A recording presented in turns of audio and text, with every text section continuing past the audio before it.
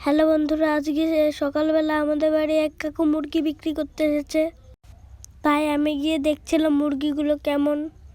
মুরগি দেখতে দেখতে আমার স্কুল টাইম হয়ে গেল, তাই এখন আমি স্কুলে যাব। আমি স্কুলের জন্য রেডি হয়ে গেছি। এখন আমি বাজারের দিক যাচ্ছি।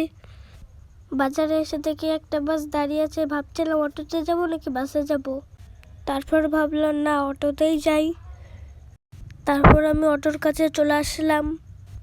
অটোর কাছে এসে একটা দাদার সাথে দেখা হয়ে গেল। এই দাদাটা আমাকে খুব ভালোবাসে। তারপর আমি আর দাদা অটোতে উঠে পড়লাম। পাশে একটা দিদা ছিল, দিদার সাথে ভিডিও করে নিলাম। তারপর আমাদের অটোটা ছেড়ে দিয়েছে। অটোটা জোরে চালাচ্ছিল, আমার ভয় লাগছিল। আর পাশ দিয়ে একটা লরি যাচ্ছিল।